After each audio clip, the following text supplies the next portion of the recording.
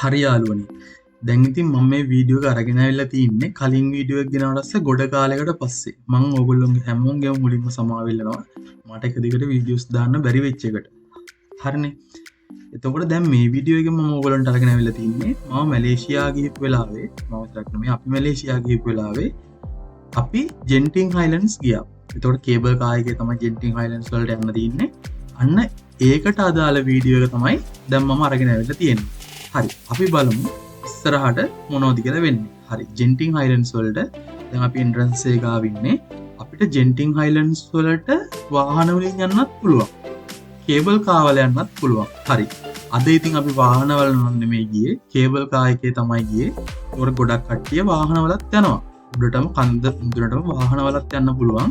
ඒ වුණාට අපි අද යන්නේ කේබල් කාර් එකේ. හරි. දැන් ඉතින් අපි කේබල් කාර් එකට යන්න කලින් ජෙන්ටින් හයිලන්ඩ්ස් වල කේබල් කාර් පල්ලෙහා පටන් ගන්න දැන තියෙනවනේ. හරි. එතනට පොඩ්ඩක් ගිහිල්ලා වටපිට බල හිටියා. ඇත්තටම මාරම ලස්සනක් තියෙන. ඒ කියන්නේ කියා ගන්න බැරි තරමේ ලස්සනක් තියෙනවා. හරි. ඕගොල්ලොත් බලන්නකෝ ඉතින් කොච්චර ලස්සනද කියලා මේ වටපිටාව. ඇත්තටම මාරම ලස්සනක් තියෙන්නේ. දවස් ගාණක් වුණත් බලන් ඉන්න හිතෙනවා.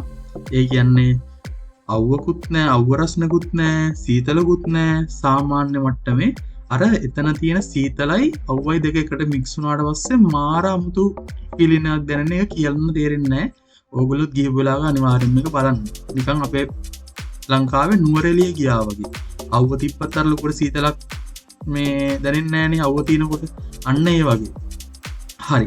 දැන් ඉතින් බලන්නකො කොච්චර ලස්සනක්ද තියෙන කඳු පන්තියක් තියෙනවා. ඒත් එක්කම බිල්ඩින් එකක් තියෙනවා. හරි. දැන් ඉතින් අපි එතන ඉඳන් යන්නේ කේබල් කාර් එකට යන්න. හරි. දැන් ඉතින් මෙතන මේ පේනව නේද? අරතු පාට අර වටේට එක මේව කරලා තියෙනවා. හරි. ඔන්න ඔතන ආරි කියන්නේ සෙනග වැඩි වෙලාවට ඔන්න ඔය ඇතුලෙන් තමයි යවන්නේ. කියන්නේ අර පොලිමට හදලා අර ණයා වගේ යවන්නේ උතනින්. හරි. හැබැයි අපිට ඉස්සරහත් පොලිමේ ඉන්න උනා. හරිද? කියන්නේ අපි එදා ගිහපු දවසේ ලොකු සෙනගක් හිටියේ නෑ. හැබැයි සෙනග හිටියේ නැත්තේත් නෑ. ඒ කියන්නේ මේ වගේ අර පොලින් හදන්න පුළුවන් විදිහට හදලා තියෙන නැත්තේ අනිවාර්යයෙන්ම සමහරක් දවස් වලට ලොකුවට සෙනග අනිවාර්යෙන් මෙතනට එනවා ඇති. ඒ කියන්නේ ලොකු අදහසක් මට නැහැ. හරි. බලන්නකෝ ඉතින්. ඔන්න දැන් අපි අර පොලිමට සෙට් වෙන තැනට ඇවිල්ලා ඉන්නේ. හරි. බලන්නකෝ මෙතනත් ඉතින් සෙනග ගොඩක් ඉන්නවා. අපි මෙතනත් ටික වෙලාවක් පොලිමේ ගිහිල්ලා තමයි මේ අපි කේබල් කාර් එකට ගියේ. අන්න බලන්නකෝ. දැන් මෙතන ඉඳන් ණයා යනවා වගේ පොලිමේ යන්න තියෙන්නේ. හරිද? පොලිමේ ගිහිල්ලා තමයි අපිට කේබල් කාර් වලට නගින්න තියෙන්නේ. ඇත්තටම මේ හරි අමුතුම වයිබ් එකක්. හරි. ඔයගොල්ලෝ බලන්නකෝ ඉතින්. හරි. දැන් ඉතින් ඔන්න අපි පොලිමේ ඇවිල්ලා කේබල් කාර් එකට නගින තැනට යනකම් ආවා. හරි. මෙතන ඔය තියෙන ඉතින් කේබල් කාර් ටික. හරිද? මට ඇත්තටම මේ කේබල් කාර් කම්පැනි එකේ නම මතක නෑ. මට නම මතක් වුණොත් මම කියන්නම්. මට මෙතන වීඩියෝ ක්ලිප් එකේ නම පේන්නෙත් නෑ. දැන් වොයිස් ඕවර් කරනකොට මට නම පේන්නේ නෑ හරියට. හරි. එතකොට ඉතින් මේකත් හරි අමුතුම අත්දැකීමක්. ඇත්තටම දැන් අපිට මේ අත්දැකීම ලංකාවේ ලබා ගන්න විදියක් නෑනේ. හරි. එතකොට ඉතින් මේක හරි අමුතුම අත්දැකීමක්. ඒ අත්දැකීම ඉතින් මට විඳින්න පුළුවන් වුණා. අත්දැකීම ලබා ගන්න පුළුවන් වුණා. හරි. ඒ කියන්නේ මාරම ලස්සන අත්දැකීමක්. ඒක කියා ගන්න තේරෙන්නේ නැහැ. ඒ අත්දැකීම ලබන්නම ඕන. හරිනේ. හරි. චූටි ගිනි පෙට්ටි වගේ අර දුරට යනකොට පේන්නේ. හරි අමුතුම ලස්සනක් තියෙන්නේ මේ කේබල් එකේ යන්නේ. හරි. දැන් ඉතින් බලන්නකො කොච්චර ලස්සනක්ද තියෙන්නේ නේද? කියන්නේ කියා ගන්න තේරෙන්නේ නැහැ. හරි අමුතුම ලස්සනක් තියෙනවා මේ කේබල් කාර් එකේ අර පේනකොට. මේ කේබල් කාර් එකේ මේ කේබල් වල අපිට කේබල් සම්බන්ධ කරලා තින්නේ ලොකු අර මේ ලකඩෙන් හදපු කණු වගේ ඔය. ඇත්තටම වෙලාවකට මේ බයත් හිතෙනවා යනකොට. ඇත්තටම මේ එක කේබල් කාර් එකකට කිලෝ 750ක් වෙනකන් දාන්න පුළුවන්. ඒ කියන්නේ ලොකු කේබල් තින්නේ. ඒතකොට මේ කේබල් එක තමයි ගොඩක් වෙලාවට මේ දුවන්නේ. කේබල් එක තමයි දුවන්නේ. ඒකට දැන් අපි හිතන්නේ මේ ඔය කේබල් කාර් එක දුවනවා කියලානේ. ඇත්තටම මේ මම නම් දැක්ක විතර මේ කේබල් එක තමයි දුවන්නේ. ඒකට කේබල් එකේ රැඳලා තියෙන කේබල් කාර් එක මේ කේබල් එක තමයි දුවන්නේ. හරිනේ. ඒතකොට මේ කේබල් කාර් එකකට කිලෝ 750ක් දාන්න පුළුවන් කියලා ගහලා තිබ්බා. හරි. බලන්නකෝ ඉතින් කේබල් කාර් එකේ යනකොට එන ලස්සන හරි මාරම ලස්සනක් තියෙන්නේ. ඇත්තටම නිකන් මේ අපේ ලංකාවේ කොහෙද මේ අම්බුලුවාවේ යනකොට වගේ අන්න අම්බුලුවාව වගේ ටිකක් තියෙනවා. හැබැයි ඊට වඩා ගොඩක් දියුණුයි මේ හරි. ඇත්තටම මාර ලස්සනක් තියෙන්නේ. මේ මට එදා යනකොට තේරුණේ නිකන් අම්බුලුවාවේ යනකොට තියෙන පිළිනේ තමයි මට ටිකක් ආවේ. හරි. බලන්නකෝ ඉතින් දැන් අපි කේබල් කාර් එකේ ගියාට මෙතන උඩට වාහන වලින් යන්නත් පුළුවන්. ඔයගොල්ලෝ දැන් අර කලින් පල්ලෙහා දකින්න ඇති මේ තින්නේ. ගොඩක් කට්ටියන්ට මෙතන මේ වාහන වලින් යන්නත් පුළුවන්. වාහන වලින් යන කට්ටියක් ඉන්නවා. හරි. බලන්නකො ඉතින් මාරම ලස්සනක් තියෙන උඩට යනකොට පල්ලෙහා view එක. හරි. දැන් ඉතින් අත්තන මේ අපි පල්ලෙහා ඉඳන් අර මැද පොයින්ට් එකක් තියෙනවා. එතන අපිට බහින්න පුළුවන්. හරි. අන්න දැන් ඉතින් අපි මෙතනින් බහින්න තමයි යන්නේ. අපි මෙතනින් බහැලා යන්නේ මේ ජපනීස් ටෙම්පල් එකකට. හරිද?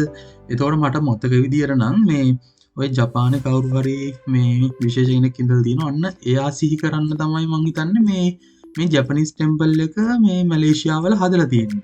හරි. ඒක ඇත්තටම මාරම ලස්සනක් තිබ්බේ. මට ඇත්තටම මේ කෙනාගේ මේ නම මතක නැහැ. මට මතක විදිහට එහෙම තමයි මේ සිද්ධිය තිබ්බේ. කියන්නේ ඒ පුද්ගලයා සිහි වෙන්න තමයි මේ මැලේසියාවේ මේ ජෙන්ටින් හයිලන්ඩ්ස් වල උතන මේ ජපනීස් ටෙම්පල් එක හදලා තියෙන්නේ. හරි. බලන්නකො ඉතින් මාරම ලස්සනක් තියෙන්නේ. තව දෙයක් කියන්න ඕනේ. අපි මෙතනදී අර මේ දැන් මේගොල්ලෝගේ අර ට්‍රැඩිෂනල් කෑම වර්ග තියෙනවනේ. අන්න ඒවයි සාම්පල්ස් දෙනවා. හරිද? අන්න ඒවත් ඉතින් අපි මෙතනදී ගොඩක් කෑවා. හරි. එතන මාර ලස්සනක් තියෙන්නේ මේ හරි අමුතුම වයිබ් එකක්. මොකද අපි ජපානෙ ගිහිල්ලා නැහැ. ඒ වුණාට අර එහෙ තියෙන මේ ආගමික සිද්ධාස්ථාන කොහොමද කියලා මේක දැක්කට පස්සේ අපිට චුට්ටක් අයිඩියා එකක් ගන්න පුළුවන්. හරි. බලන්නකො ඉතින් මාරම ලස්සනක් තියෙන්නේ. මැලේසියාවට යන සංචාරකයින්ගේ ගොඩක් අයගේ මේ සිද්ධාත් ස්ථානයක් තමයි මෙන්න මේ ජපනීස් ටෙම්පල් එක. හරි. ඔන්න ඔය උතන පිරිමයක් තියෙන්නේ. අන්න ඒ පුද්ගලයාව සිහි වෙන්න තමයි මේ ජපනීස් ටෙම්පල් එක මැලේසියාවේ කට්ටිය හදලා තියෙන්නේ. හරි. බලන්න මේ ටෙම්පල් එක වටේත් මාර ලස්සනක් තියෙන්නේ. ඒක කියා ගන්න තීරෙන්නේ නැහැ ඉතින්. ගිහිල්ලාම තමයි බලන්න ඕනේ. හරි. ඕගොල්ලෝ ඉතින් මේ හරි සුන්දරත්වය චුට්ටක් විඳින්නකෝ.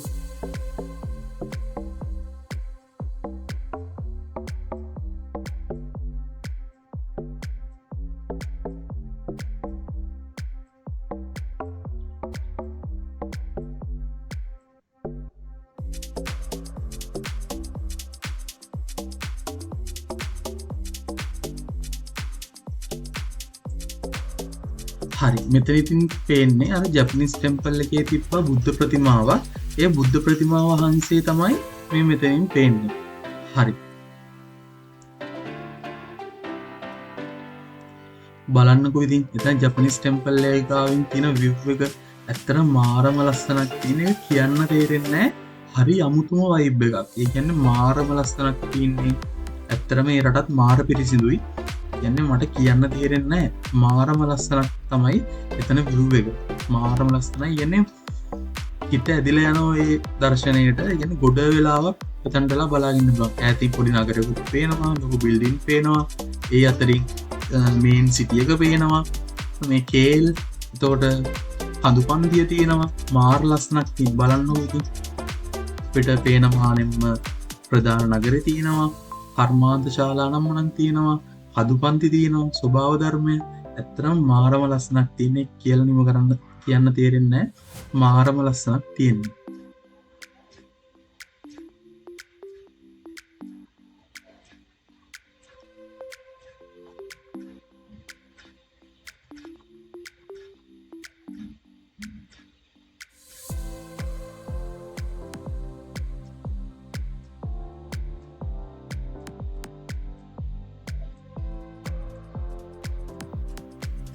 හරි ඉතින් දැන් අපි ජපනීස් ටෙම්පල් එකත් බලලා ඉවරලා මේ යන්නේ ජෙන්ටින් හයිලන්ඩ්ස් වල උඩම තියෙන මේන් ඇට්‍රැක්ෂන් එක බලන්න. හරිද? ඒතකොට ඉතින් අපි කලින් හිටියේ අපි මේ ජෙන්ටින් හයිලන්ඩ්ස් එනකොට අපිට කේබල් කාර් එකෙන් නතර වෙන්න පුළුවන් පළවෙනි තැන. හරිද?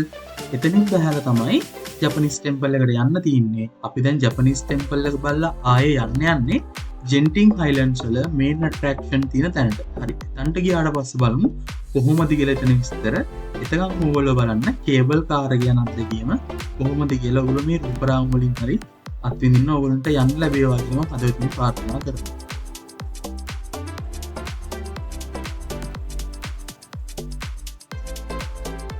හරි. දැන් ඉතින් අපි මේ ඇවිල්ලා ඉන්නේ ජෙන්ටින් හයිලන්ඩ්ස් වල උඩම තියෙන තැන මේ තියෙනවා මේ shopping mall එකක්. ඇත්තටම මට මේ shopping mall එකේ මේ නම නම් මතක නැහැ. ඇත්තටම තට්ටු ගානක shopping mall එකක්. දැන් නම් අපි මේ ඉන්නේ එතන උඩම තට්ටුවේ. බලන්නකෝ ඉතින් මාරම ලස්සනක් තියෙන්නේ. ඇත්තටම කියලා නිම කරන්න බෑ. මාරම ලස්සනක්. ඇත්තටම මේ අත්දැකීම ලබුපුව කියනකට මාර සතුරක් තියෙන්නේ. ඇත්තරම මේ ඒ මැලේසියාව හිටපු ටික කාලයක් වුණත් ඒ කාලය ඇතුළත මාර සතුරෙන් තමයි අපි ගත කරේ. බලන්නකෝ ඉතින් ලස්සන කඩ තියෙනවා. ඇත්තරම මේ සල්ලි තිබ්බනම් අතේ ගන්න බඩු ගොඩයි. හැබැයි මෙතන එක දෙයක් තියෙනවා. සාමාන්‍යයෙන් අපි එළියෙන් ගන්නවට වඩා මැලේසියාවේ මෙතන බඩු මාර ගණන්. ඒ නිසා ඉතින් අපි කවුරුත් නම් මෙතනින් මුකුත් ගත්තේ නැහැ. හරි. බලන්නකෝ උනාට මෙතන ඇත්තරම මේ ගන්නම දේවල් නෙමෙයි. අපිට බලන්න විඳින්න දේවල් ගොඩක් තියෙනවා. හරි. ඇත්තටම ඉතින් කියනවා නම් මේ මාරම අත්දැකීමක්. ඒක ඉතින් අර කියලා නිම කරන්න බෑ. ඒක ඕගොල්ලෝම බලන්නකෝ. හරි. මෙතනින් එහාට මම චුට්ටක් කතා කරන්න නතර කරනවා. ඕගොල්ලෝම බලන්න ජෙන්ටින් හයිලන්ඩ්ස් වල shopping mall එක ඇතුලේ කොහොමද කියලා විස්තර ටික.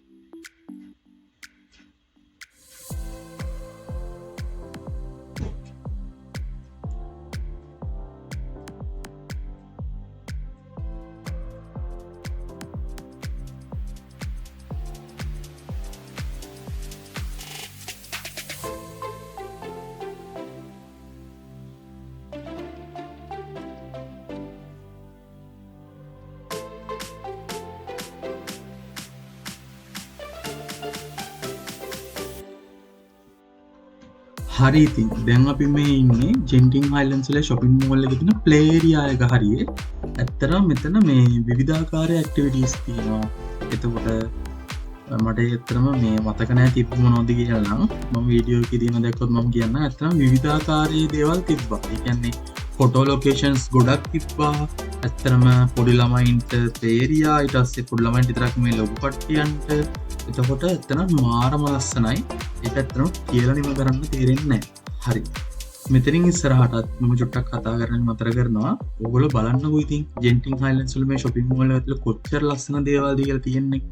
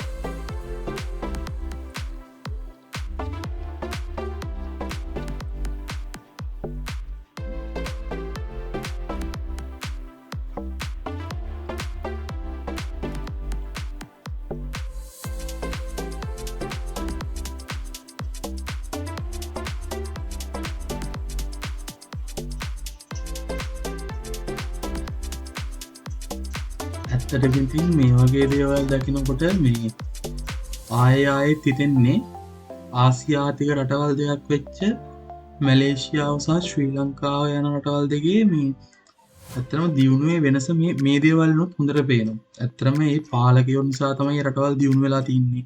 ඇත්තටම මේ අපේ රටේ පාලකයෝ වගේ නෙමෙයි රටවල් පාලකයෝ ඇත්තටම රට ගැන හිතලා වැඩ කරපු පාලකයෝ ඉඳලා තියෙනවා.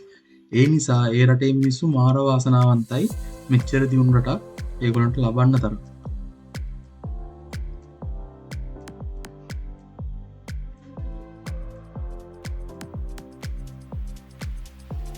හරි. දැන් ඉතින් අර අපි කලින් කියපු තැන අපි ඇත්තටම මේ කෑම වගේක් කෑවා. මට කෑම මොනවද කියලා නම් මතක නැහැ. ඇත්තටම මාරම රසක් තිබ්බේ.